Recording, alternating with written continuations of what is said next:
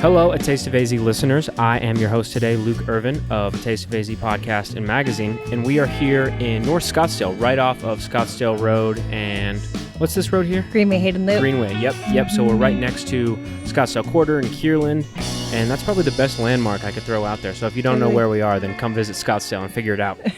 And so, my guest, could you introduce yourself and where we are today? Yeah, my name is Nico Doniele. We are here at Santé in North Scottsdale. And what is like a quick explanation of what Santé is? Santé is a beyond organic fine dining or elevated dining experience. So, that's the quickest. But we go. What was the first word you used? Beyond organic. Beyond organic. Describe that to me. So beyond organic is kind of looking into sourcing and not just organic label. So we're looking at where the products come from, what farms, and deeper into sourcing. Okay. And so that's obviously quite a rabbit hole to go down. So before we go along that path, tell me a little bit about your background. Have you been in food and beverage for a long time now? Yes. Okay. So kind of in and out my whole life. I started at 3 years old wrapping potatoes in the kitchen with my my father's restaurant. He was an executive chef when I was a child, and they owned a restaurant. And then I later went into everything. So my first job in the restaurant was working at an old folks home, being a busser, and then on all the way into bartending and bar managing a lot of restaurants here in Scottsdale and stuff like that. So. So I've been off and on for a lot of times, and a lot of years in my 20s, and then took a big break to do hair and makeup, which this art you see around us here is all my past work. Nice. And then I got back into the wellness industry in 2017 and decided to become a health and wellness coach. Okay. And so that kind of led this trajectory into the healthy restaurant. Sure. And so, health and wellness means a lot of different things to a lot of different people. So kind of describe your experience in that industry and some of the things you spent your time doing. Yeah. So, I'm a private coach as well as, I coach businesses on healthy lifestyle, life balance, which most people that are high achievers and people in large corporations have a hard time finding that. And just teaching people about sourcing and food and, good, better, and best, kind of encompassing all things. I specialize, though, in gut health, gut and brain health. And that's something that was part of my health journey that, I got to discover a lot about. And so I feel like I've got a good grasp on it. Nice. So, gut health is something I feel like a lot of people don't really think about or know know how to manage. So without going too in depth, kind of what are for you the main points of managing gut health? I know that's kind of a loaded question. Yeah, it's so deep, right? Because we're so bio-individual with what's going on, but the mainstay is eating organic, right? Because I'll tell you one thing that you can take with you, Luke, is that our food, when it's sprayed with fungicides, pesticides, and herbicides, what does it kill? It kills the little gut bugs that make up our gut microbiome, right? So removing inorganic food or things that have been sprayed with pesticides can change people's whole, makeup, their chemical makeup in their gut. So that's the first thing I do with anybody is like, okay, how are you eating? If you're not eating organically, especially the things that you have control over eating at home, then we start there. Because that's what how I created Santé, because that's that valuable. If you look at your body as trillions of microorganisms and trillions of bacteria, those sprays do nothing good for those little guys, right? Think about how they kill bugs out in the wild. They're going to kill the inside bugs in your gut. So that's the first step, and that's an easy one. So let's tie that into Santé then, because if you think about it, 100 years ago, there were people starving across the world, and that's why, these things were introduced, so crops could yield more and we could feed more people. Sure. And it wasn't really a problem that we were aware of was going to be an issue back then. It was more so at that point, let's prevent starvation and get food in more people's hands. Obviously, as the last century has evolved, things have changed dramatically, and we've realized how important these things are. So I guess maybe on a personal level, before we get into Santé specifically, how did this become very important for you and something you were passionate about? Yeah, I struggled with my own gut health, which in turn I found out was creating my anxiety and my depression. So 90% of your serotonin is made in your gut, and if your gut is such a wreck that it can't do its job by making the serotonin, what does that lead to? That leads to you being highly anxious, depressed, ups and downs, those kind of things. So it's a direct correlation, and we know that now scientifically. So getting a handle on it for myself, I was like, wow, if I had this education, how many years ago, would I have not been on Prozac and whatever else they had me on, and I cleared myself of that 7-8 years ago, and I was on things from a kid, just because I always had stomach issues and they didn't correlate it. So it kind of made my mission to let's educate people and how can I keep people from, having to go through the pain and suffering that I did. Sure. Well, and it's interesting too, because it can create kind of a downward spiral that, stress and anxiety can cause stomach issues in you. So it's like, until you find the root cause, it can just keep getting worse and worse and really debilitating, I would imagine. 100%. Yeah. And it's amazing how little of education is out there on it. It's starting to be, which you already knew about the gut microbiome and that kind of stuff, which is great to hear. But yeah, it's just sometimes people needing support around no, you don't have to be on these drugs. You can heal yourself naturally. I'm not a doctor, so I can't take you off medications. I can't, that's not my job. But if you're on that trajectory, I can help support, those kind of things. I know it can be done because I did it and I was on all the things, so. Well, and, in this day and age, it's, at least for maybe a lot of people, me when I was younger, the perspective is that, you go to a doctor to fix problems that occur naturally. But a lot of these medicines that are solving these problems are based on natural things. When you think about terpenes, which come from plants and berries and all these different varieties of plants, that's why certain plants, part of the reason why they're anti-inflammatory and things along those lines. There's lots of components of the foods that you eat specifically that change your diet. Obviously, you're well aware of this, but a lot of people aren't. So what are some of the things that you kind of learned early on that really shifted your perspective of how you should be eating? Yeah, like I said, for sure, the organic piece because of the microbiome. And then, again, it's so bio-individual. But, for me, going to sugar and grains, sugar is a carcinogen for our brain. It causes so many mental health issues and so many cognitive diseases. That's a big one. Sugar is something that is in every salad dressing, is in every single thing that we eat. And if you go off sugar, you'll realize how many things have sugar in it. If you do a whole 30 for a month, one of those diets. So I think sugar is a big piece. And honestly, I don't think we need as many grains as we tend to shove down our face, breads and carbs and starches and grains, because they turn into sugar. So those are some pieces that I think are really helpful to know and just be aware of, how much you're intaking. I think the awareness piece is what people need support around, and the awareness of how you eat kind of the way you were taught when you grow up, right? We have to look at everything from a standpoint of okay, I'm growing up, so is my diet. My diet has to grow up too. And I think that it's hard for people. You want to eat their Pop-Tarts, and it's no, man, now you know better, right? Yeah. How do you move through that? So that can be a little challenging for some people. But we take baby steps. As a baby's crying in the background, right? That's perfect timing. It's well, so, this may be a funny way to take the situation, but, it can be painful trying to learn these things. It can be a lot of work, and it can, sometimes it can feel like it maybe isn't working, but it can take time to work, and you maybe don't necessarily have the time or the effort to put in. So, when you say sugar is a carcinogen for your brain and you try and remove it from your diet, dig into that a little bit more, because are you referring to, obviously sugar is in a lot of things, plants and vegetables and whatnot. So what is the difference if you would distinguish one between, naturally occurring sugars and the sugar as we know it, table sugar kind of thing? And how do you view those two different categories? Yeah, I think it's if you look at the fruit juice versus piece of fruit factor, right? We have fiber in the fruit that's helping the glucose not shoot our blood sugar up higher. And if you're drinking a glass of fruit juice, it's straight fructose, which is kind of even one of the most dangerous sugars, actually. So as I hate to say it, but sugar is sugar to a certain degree. Obviously, the high fructose corn syrup and sugar, which is glucose, and sucrose, are the most dangerous. Sugar out of fruit is less dangerous unless it's just a juice or something that's just pure fructose.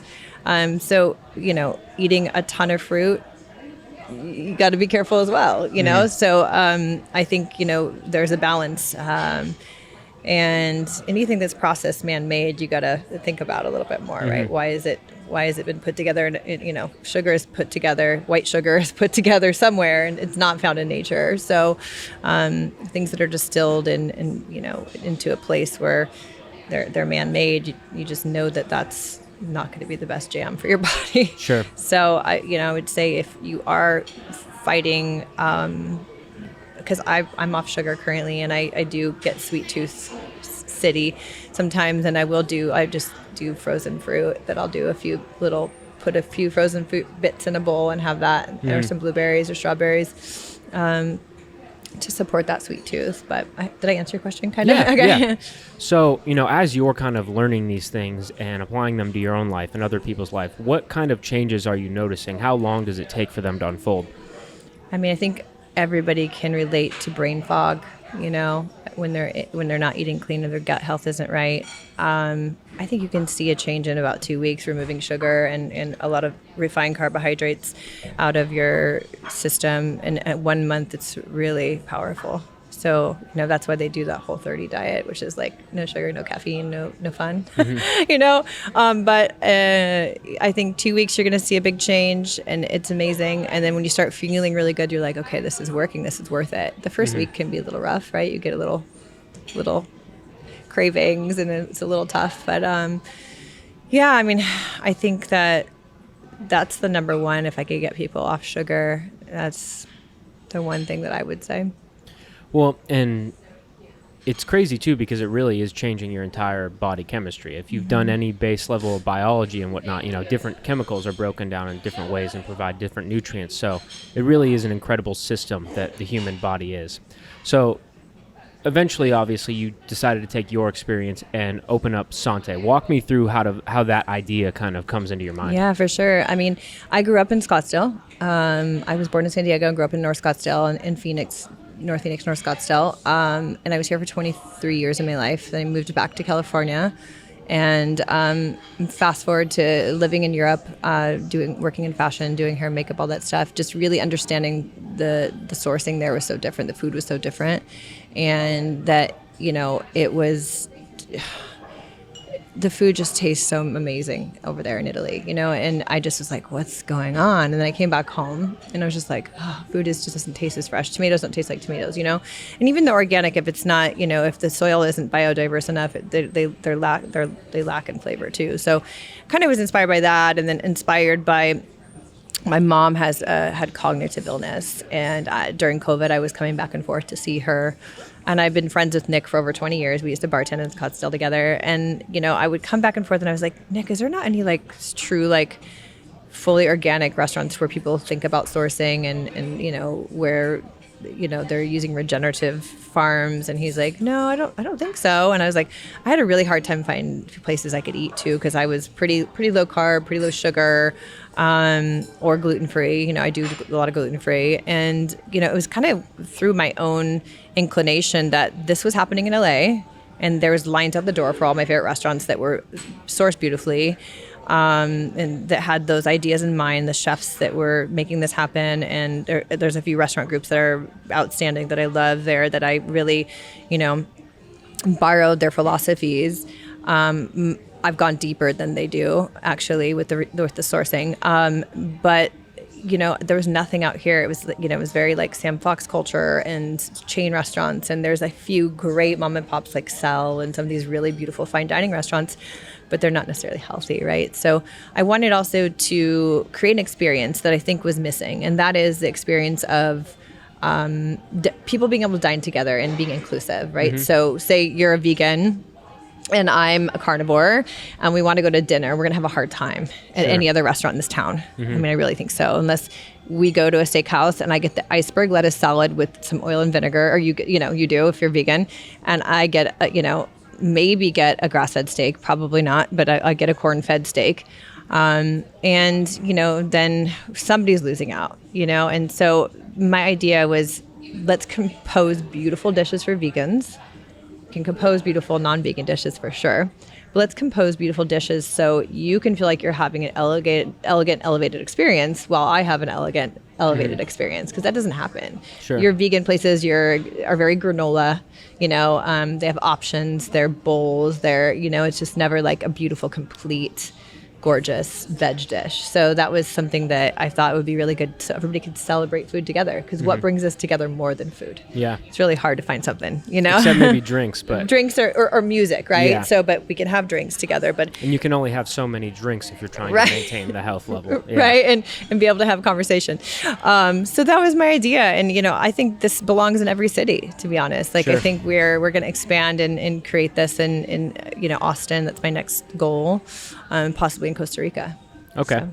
So not to get too far ahead. yeah. We'll revisit that later in the podcast. But for now, tell me a little bit more about, you know, obviously you had worked in the industry and had experience doing it before, but how do you take that idea from, you know, identifying an opening in the market to open a place like this to actually opening a place like this? Yeah, I mean, grinding trying to find a location, because as you know, Arizona wasn't closed for very long compared to California. So there was a lot of people moving here and scooping up things that did close. So this location was a breakfast joint that wasn't out of business yet, but they had been defaulting. Okay. And I was like, leaning in on it, you know, pushing, talking to the landlord, and the guys wanted out, but they were dragging their feet, and I just grinded the deal so we could get this spot, because I wanted it, because obviously, you know, the location, it's amazing, and Sure. great parking right on Scottsdale Road, and our landlords are so cool. Like, I just love our team that's behind us on this and they saw my business plan, Nick and I's business plan, and they were just like, yes, you know, they're really cool and really hip. They own like the building that has like a Buck and Ryder, and like they've got some cool restaurants that they're under them, so they got it, you know. They're like, yes. So that's kind of how it happened. You know, I put together my ideas, sent them to Nick, and Nick was like, I love it, you know, there's nothing like this. And we had so many naysayers. They're like, you can't do a fully organic, it's too high food costs. We're like, watch us. You know, so here we are, you know, 6 months in, and, you know, I think we're still growing. Our private dining room is still growing. We do our Sunday school on every other Sunday with education around these type of things. So yeah, that's kind of, I'm going on a tangent, but that's where it started. Well, I don't want to get too far away from the soul of this place, but, you know, it's interesting. You talk about how there was a restaurant here. Most customers should never know whether a restaurant is coming to a close or not, right? That's kind of something that you would want to hide from people. So how do you identify, you know, the potential of taking this place off of someone's hands and putting it on your plate and building it into something like this? How do I identify the potential into that? Well, I had a broker that found it, that knew that it was in trouble. So that's how I identified that. I think thanks to John Corridor. So, and then it was me being the tenacious business person that I am. Sure. And then identifying that it would work. I mean, I just know there's a need for it. I know that there's a knowledge that people are starting to have, especially after COVID, that your health is important and valuable to the way you fight off disease. And more than ever, right? Do we need to start looking at why did we have such high numbers? Because we're an unhealthy country. So I think I knew that it would work. Okay. So, you know, obviously COVID, crazy time, so much is going on. Once you finally get the doors open, what is the response from people? We are crazy busy. In the first 2 months, it was really, really crazy busy. So much that we were understaffed in the kitchen, and we were having long ticket times and struggling a little bit because we couldn't get kitchen staff. It's been a staffing nightmare, to be honest. The last 6 months, I've never seen so much turnover. Especially with, you know, it's everybody though. It's not just our restaurant. This is happening. I have friends that own restaurants who are like, oh no, we can't nobody wants to work. Nobody wants to work after being off for 2 years and, you know, working from home or whatever else. So that's probably been our biggest struggle. And then some sourcing stuff, getting the right things in. Well, so let's dig into that a little bit. You know, you've mentioned regenerative agriculture, you've mentioned organic. What's kind of like the checklist as you go down it to identify farms that you would like to work with and that have the products that you want? For sure. So there's 2%. I might get this number wrong. Sorry. There's 2% regenerative ranches in America, 3% regenerative farms, so agriculture. Total of 5% in all of America do the correct practices. So you can imagine, in terms of all the farms, right? So you can imagine the challenge finding animal farms that can source enough product for a 5,000 square foot restaurant and that are doing the correct animal practices. And when I'll explain that, and that's what regenerative means. It means using, animals to create biodiversity in the soil, planting native grasses and cover crops. It means using multi-species on the ranch to create more biodiversity for, more flora for the fauna to eat, which creates diversity in the quality of the meat, as well as higher CLA content for animals, especially cows. And they're also free to roam, free to live their life. And, obviously when it's cold, they're brought into a barn and possibly fed alfalfa, but they're fed only that if it's needed to support them. As opposed to corn. As opposed to corn or grain or GMO grain. And most of the corn or the GMO soy that they're fed is, sorry, I said it already, GMO and sprayed with pesticides, herbicides, or fungicides. So you are what you eat, right? And we get these animals we're put in a pen, and they're grown way too fast, and they're given those things to eat. So not only does their content, what they eat is what we are, but they're doing a big, huge detriment to the planet with the carbon dioxide that they give off, because they're stuck in a pen with dirt, right? So the plant matter that's around on these pastures actually helps sequester carbon, and their little hooves, when they stomp on the soil, creates aquifers and helps break up the soil to help sequester carbon. So it's the way nature is intending it to work. And so the more plant matter that's planted, if the farmers are smart and correct in doing the correct practices, they plant more plants and they sequester more carbon. And the microfungi that are in the soil, if we're talking about agriculture, is not sprayed and killed, right? The microfungi is what talks to itself, what gives the nutrients, talks to each other, talks to the root system of the plants. They plant cover crops instead of monocrops, right? So there's two pieces there. So the monocropping situation that happens to the other 95% or whatever of the plants and crops is what's unfortunate, and what's causing the degradation of our soil, degradation of our planet, and reducing the amount of microfungi in the soil, because it's sprayed with nitrogen and tilled, and the root system is ripped up, and then it's planted again, and so there's just absolutely no nutrients left in those vegetables. So not only are they sprayed with fungicides and herbicides that kill the nutrient uptake system in the plant, which is crazy. They stunt the Shikimite pathway, which is the plant's system to bring nutrients up into itself. This is Roundup, actually, does that. And they also just kill the soil and make it void of any nutrients as well. So we're getting these products, that are just not nutrient dense at all. They're lack of nutrients. They're just kind of like a big yield, corn especially. So the regenerative movement is planting cover crops for agriculture and moving animals from pasture to pasture and planting native grasses and using multi-species to create diversity. What exactly is a cover crop? A cover crop is a crop that you would plant in between harvests. So say you're doing corn, they would plant sweet peas and harvest it and let it die and leave that root system in the dirt. So there's more diversity in the soil with that new root system. And then the mulch creates also more diversity in the soil. They kind of let it die and leave it, then they replant without ripping those roots out. So that's a cover crop. And so circling back to beef as an example, right? If you're, this is obviously an oversimplified way of explaining it, but if you're taking all these artificial, ways of growing plants that you're then feeding cows at an artificial rate to make them grow artificially fast, you're putting a lot of artificial things in your body, right? And if you put it in that way, for me, that's, a simplified way that I can kind of make the connection of, this is not something I should be fueling my body with. I want to take, nature as the best teacher of all things, really, and kind of tap into those. And so, with cows, a lot of people don't understand the difference between corn-fed and grass-fed and the potential health benefits of that switch. Talk a little bit more about that if you could, because I think that's something that a lot of people can really relate to and kind of utilize that information. Yeah, so you just basically broke it down in layman's terms. The cow is going to be more nutrient dense when it's eating its native grasses. It's going to be, they're ruminating animals, so they have several stomachs and they need to constantly be grazing and processing. They're not meant to be processed, eating grains. So I think a big part of us understanding is going back to nature. Like, how is it intended? Are they intended to be stuck in a pen and eating this, GMO food? No. The CLA content, which is an acid content, in their muscle, is actually 40% higher in a grass-fed cow. And so you're actually getting these fatty acids that are helping you, get the correct nutrients from the animal product.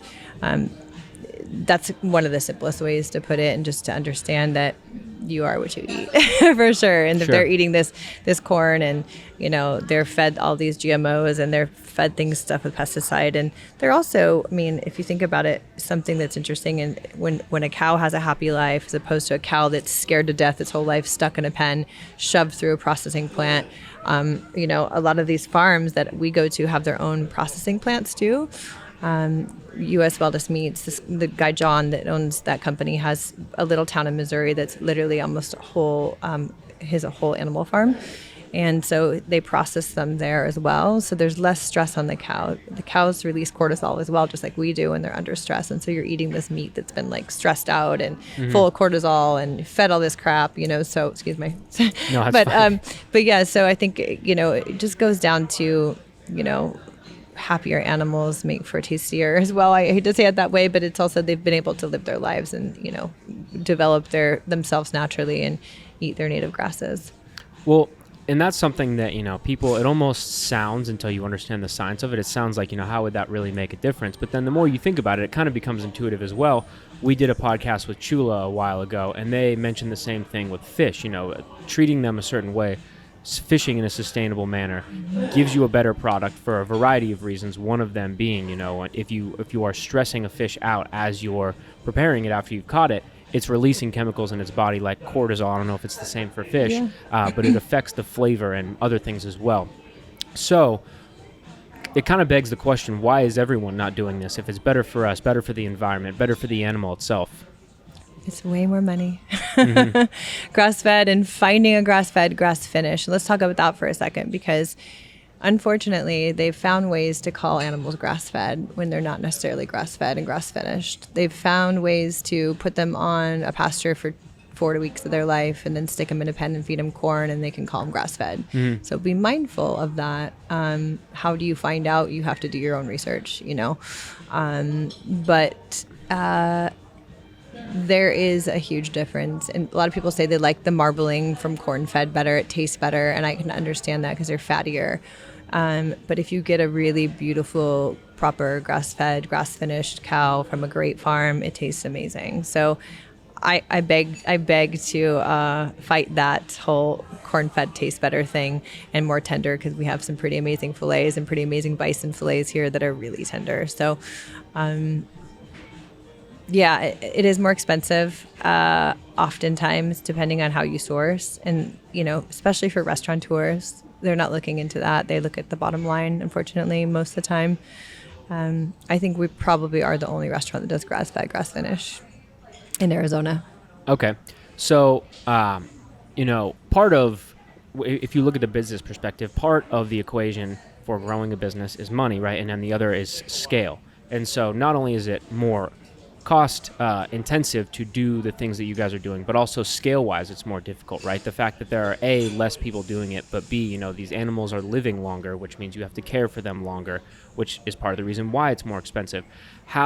Explain some of the difficulties in sourcing these types of ingredients for your kitchen, and how you can keep enough ingredients in your fridge to hit the table. Yeah, thank you. So sourcing has been a big thing for me. I did visit our very first bison farm was in Texas through Rome Ranch, and they own Force of Nature Meats, and I love those guys. It was difficult to get since they don't have a full-on distributorship. They distribute to Hop Daddy. They distribute their ground bison to Hop Daddy. But they don't have distributorship for their bison fillets, and we were doing like 45 a week of those, if not more. So we had to part ways with them because we couldn't get it in time. It was often harder to get, especially the bison, grass-fed, grass-finished. Believe it or not, they stick bison in pens too, unfortunately, which is strange. They're such big animals. You'd think they would always be home on the range, but they're not.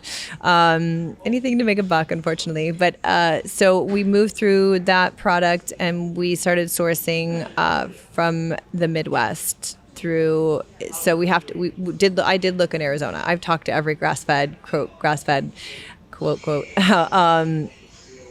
market here, farm here.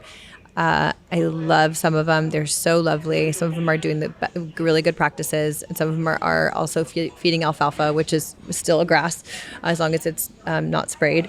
Some of them had corn finished cows on their property too, and so I was like, oh, I don't, how do I know I'm not getting that? So that was my little red flag, and so I decided to go with U.S. Wellness Meats, which you guys, anybody that's listening to this, they have a wonderful website that you can order from. John has a conglomeration of farms that he only works with that are only regenerative farms doing the correct practices. I had long conversations with his rep and him. They're from Missouri and some small cities around Kansas. And because they had enough product for our restaurant, and because they have such big amounts of property and such proper fields, and we had to go that route. Now the carbon footprint with shipping was always a concern to me, but because these farms are carbon neutral or even carbon negative because of how they plant and how they treat the land, they're true land stewards. We don't feel that the carbon footprint from shipping is even equal to what it would be, if we were doing whatever Cisco meat or whatever that's been corn fed, stuck in a pen and creating carbon. So it's probably shipping the same way. Right, exactly. So, it's interesting because there's a big dialogue around meat right now with the vegan propaganda, and I understand it. When you look at the way meat is produced in all these factory farms, yes, it's a big carbon footprint. Yes, they're causing a lot of carbon emissions, but if we're sourcing the right way to farms that are carbon negative, carbon neutral, then we're doing the planet more of a justice.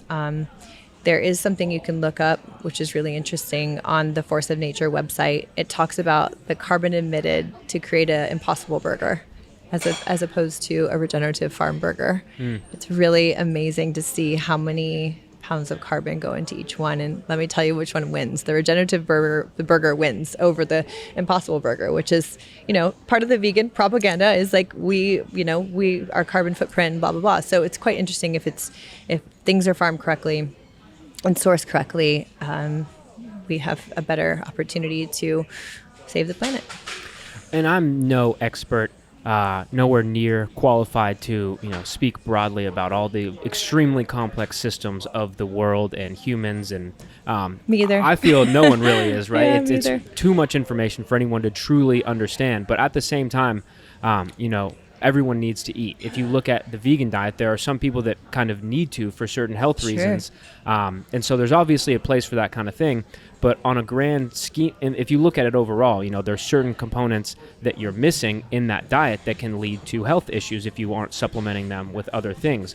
I believe one of them is B12 is really hard to hit in a vegan diet. So you can have nutritional yeast, but just kind of taking a very simplified picture of it, there are things that are missing in that diet that kind of need to exist in humans' lives. You have to be a really good cook to do really, really well on those diets, or be going through a system where you're getting enough, for sure. I agree.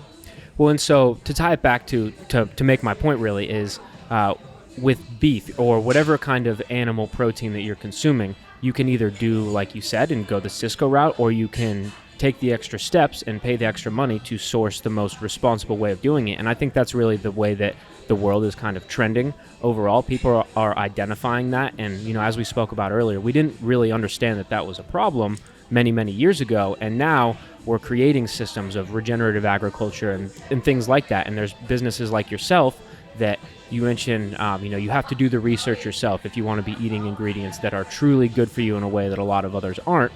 Or sometimes you can find a partner like you guys, and I say partner because you guys are putting in so much effort to create menus that are not only healthy but responsible as well.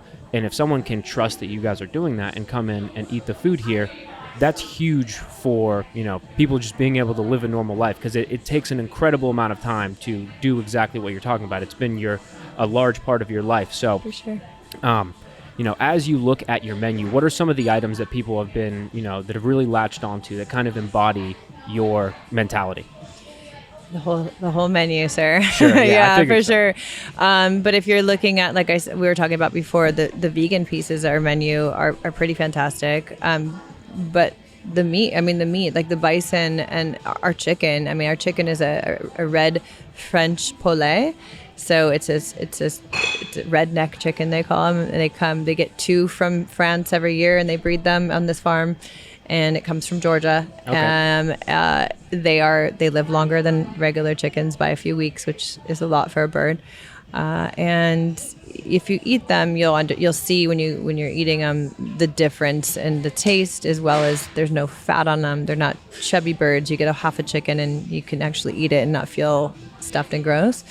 Because I know there's a lot of times you eat that much animal product and you're like, whoa, it's heavy, So yeah, I think the red poulet is a beautiful example of a truly pastured chicken that lives out on a pasture and does its thing, not cage free, which is still in a barn stuck with a bunch of million other chickens. And that is Joyce Farm. They also ship straight to your house too. They're great. So that's another reason we put all the farms on our menu, because if you want to celebrate that food at home, you can. You can order from them. I mean, I just encourage everybody. And, another big one I tell people all the time, go get a butcher's box to your house, once a month. That's all pastured, all organic, grass-fed, grass-finished meat that you can get to your home. So just throw it in there. Name, right? Is Butcher's Box. Yeah. And I actually ordered that for our chef meals. Okay. So bouncing back a little bit to the phrase regenerative agriculture. Talk about that a little. So the same thing we were talking about a little bit earlier would be planting cover crops for agriculture, right? And no tilling, no spraying, fully organic. So that's, regenerating the soil, making sure that the soil's microfungi and the root system is intact for the plants to have the most dense nutrient system that they can have. So that's how you're regenerating agriculture, regenerating the soil, not tilling it and destroying it, basically. Well, and, anyone who's gone to school in the past 20 years has learned about the Dust Bowl, right? And probably even before then. And so, that's an example that a lot of people are aware of, but it kind of loses your memory, especially when the clips that I'm recalling are all in black and white cameras of these giant haboobs that look like what we've had in Arizona. Sure. But I feel like people don't understand, how much farmland is being destroyed, whether it be being built over by these massive, housing complexes, or by, not handling the land properly. One of my favorite regenerative farms is Riba Farms out in Santan Valley. I love Mark. Shout out to Farmer Mark. Just an incredible place. I remember the first time I went out there and him explaining, how he's growing these mushrooms out of a shipping container and then using components from that growth to promote a biodiverse soil on his property. And if you've never been there before, it is like stepping into a food wonderland. It's crazy. Yeah, it's you so could cool. grab in like all directions and find something edible. So what are some of these other farms? What do they look like? Describe to people, because I figure you've been to plenty of them, vetting them over the years. Well, so Riba is a big one. We take stuff from Riba, and McClendon is what we get a lot of our organic vegetables from. I mean, Riba is the best you just described it. I mean, that's the best example of a truly regenerative farm is Mark's farm. So speaking on the Dust Bowl is something I want to touch on, not to go backwards, but the degradation of our soil is what regenerative farming supports, right?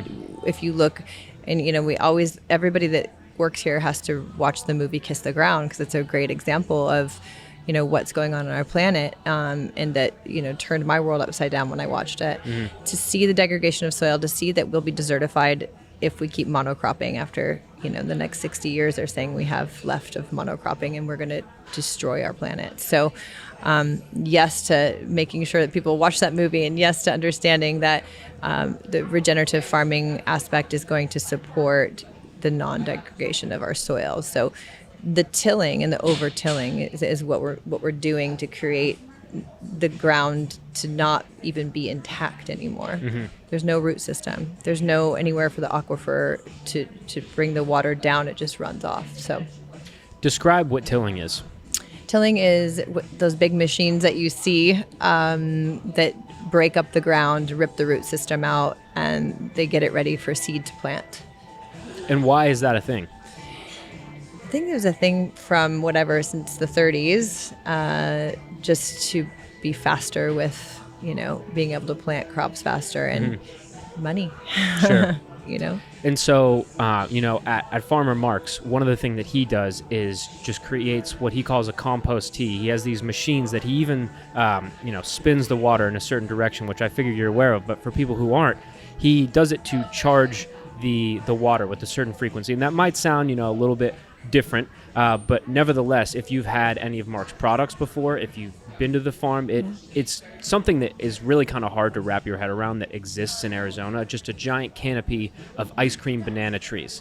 That's not something that a lot of people realizes can exist in Arizona, because you drive past these massive cotton fields and other fields that look like what you kind of imagine as more of a typical farm. American farm, whereas Farmer Mark's is almost like a Disneyland-esque type farm, right? You go in one area and it's got like a whole look of leafy greens and things like that, and then you go in another area and there's pomegranate trees and apple trees. And so speak to that a little bit about the biodiversity of what kind of plants that you guys are sourcing from these farms, and what things that you can grow in this manner that people probably have a misconception about.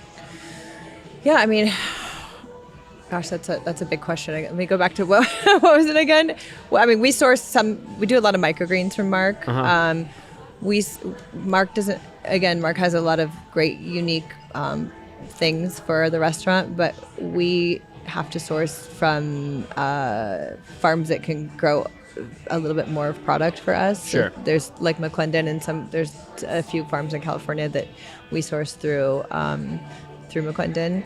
And so, as far as what was the question? I'm sorry, I got lost Just on that what one. are some of the products that you're able to source from farms that are on your menu that people don't realize they can get really high quality organic things? Oh yeah, I mean, the microgreens are insane that he comes up with, and we do all of our mushrooms from him too. You've seen his really? mushroom. Yeah, his mushrooms are lovely.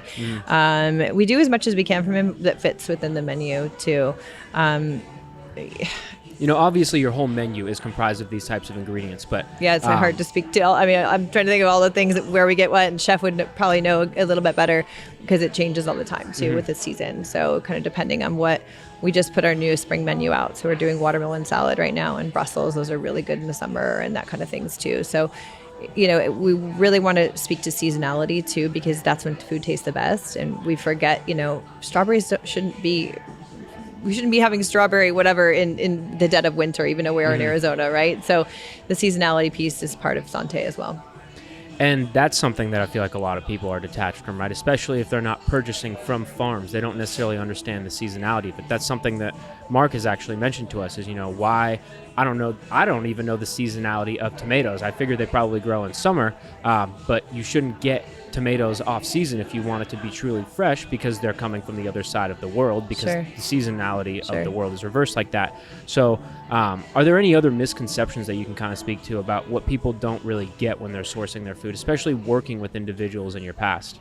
Yeah, I think my frustration, I'll speak to my frustration about paying a little extra money for food.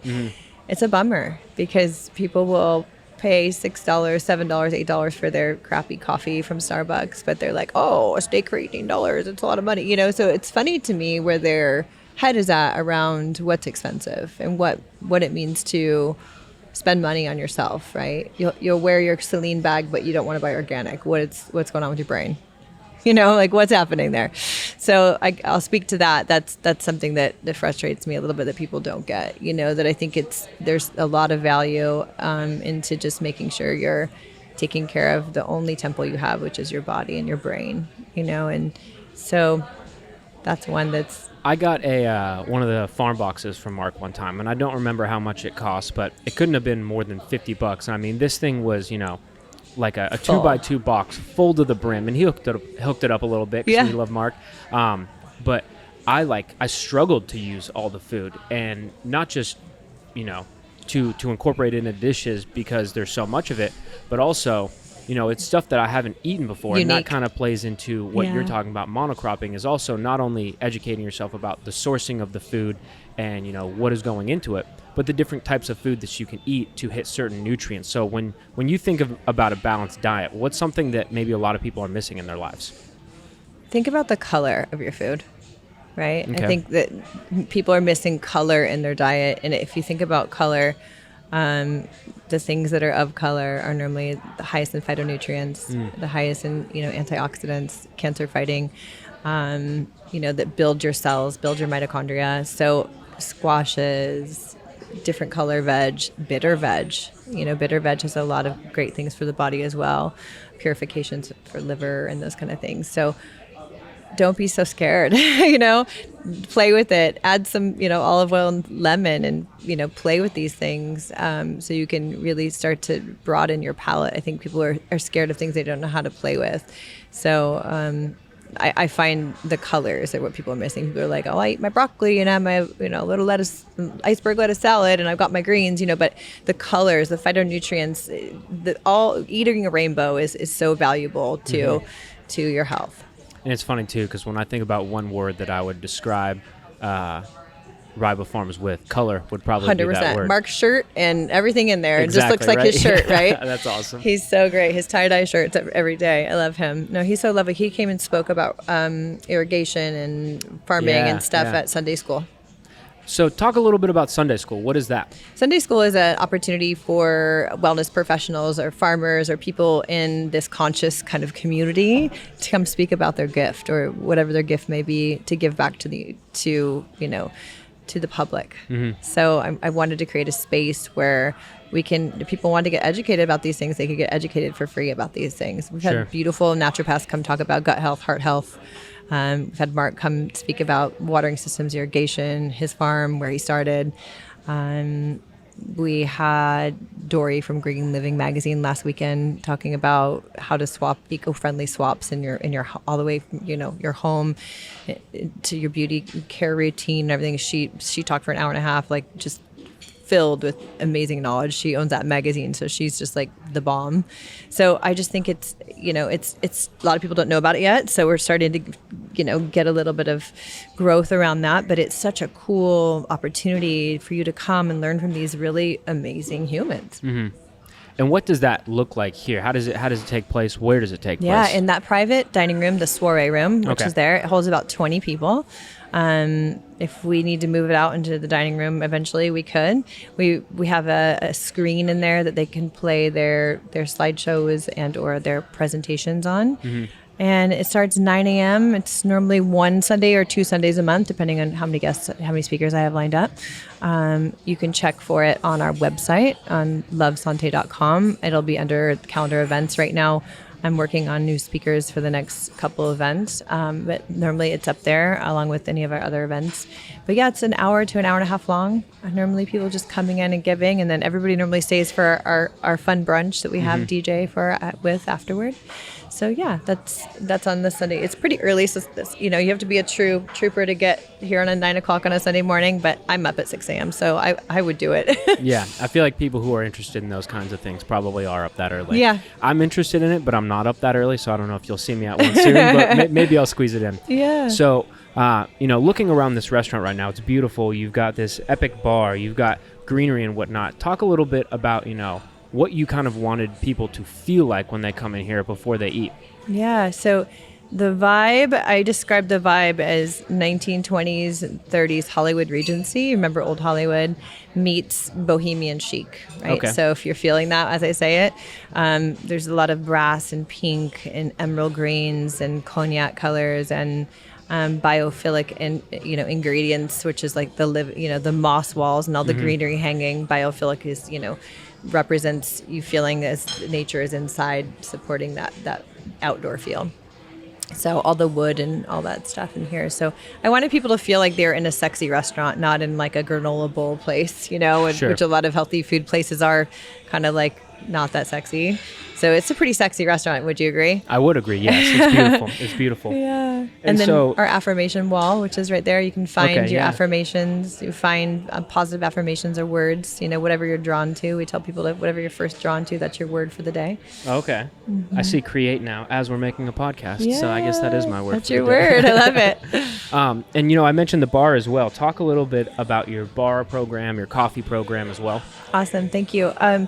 Yeah, so we have as many organic spirits as you possibly can find, and all of our cocktails that are, our house cocktails are made with those organic spirits. And we do have some call spirits that don't live in that world, because we will get people to say, I only drink Jack Daniels, and we can offer that. But most people are really stoked on everything that we have because it tastes amazing, and, it's more boutique, which is really cool. All of our beers and our sours and our wines are biodynamic and organic. Okay. Almost all of our wines are biodynamic, which is really cool too.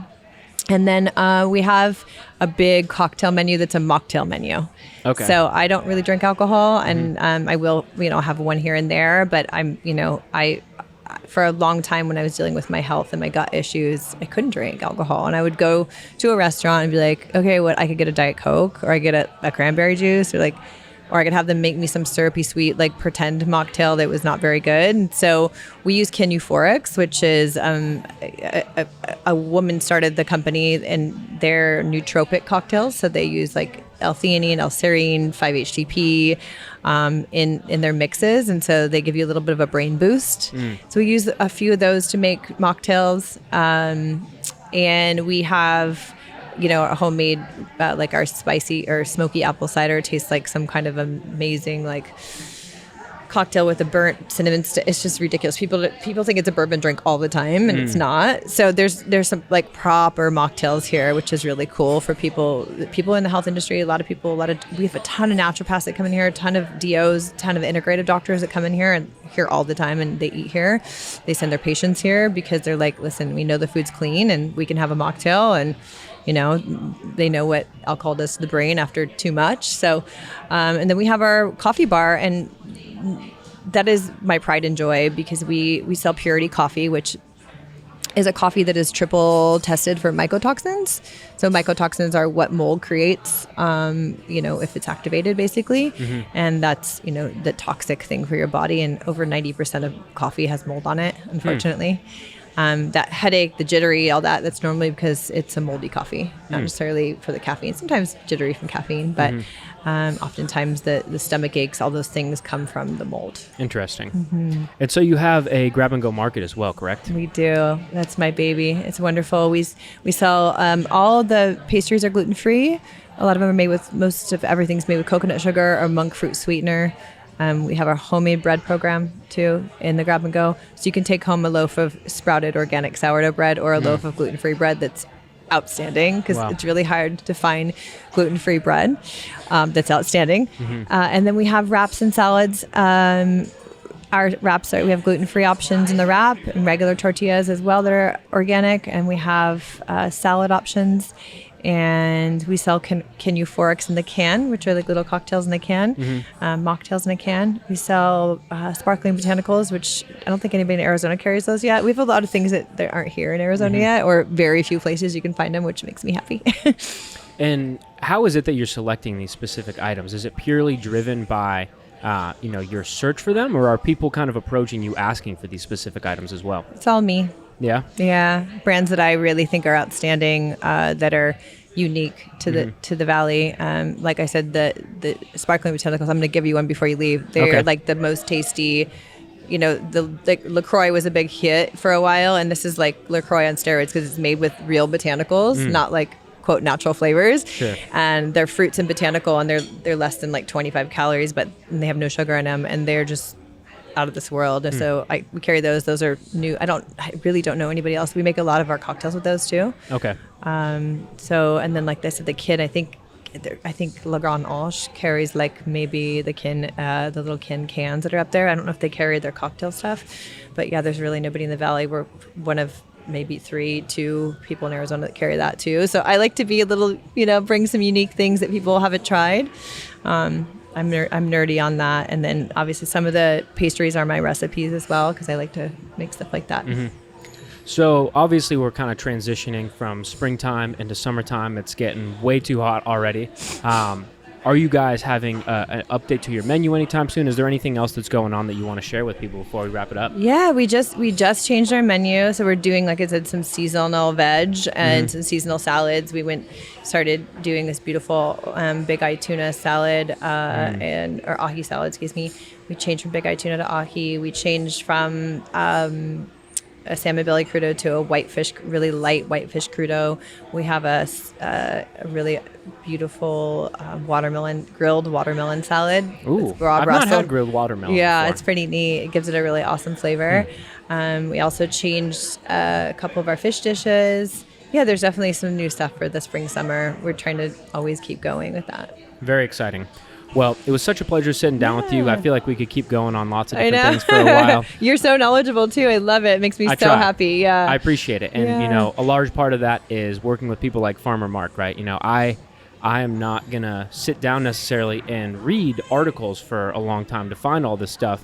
But that's why we're so proud of being able to sit down with people like yourself or Farmer Mark, and, you know, the fact that there's that connection there, that maybe, you know, you weren't sourcing everything from him, but that other people can and can kind of understand from this conversation why you would go to Farmer Mark. You know, it's something that we're really, really proud of being able to do. And we thank you so much for making time out of your busy schedule of sourcing ingredients and making pastry recipes and all those other things. So we appreciate it. Yeah. And if anybody wants to follow us, you can find us at eatatsanté.com on eatatsanté on Instagram. That's the best way to get a hold of us and follow like what we're doing and what's going on. Well, and with that said, you know, if you're interested in any of these conversations, come eat here. That's the funnest, most exciting way to enjoy it. But check out your Sunday school as well. Let your friends know. And beyond that, thank you so much again. Thank you. Appreciate it, Luke. Thank you.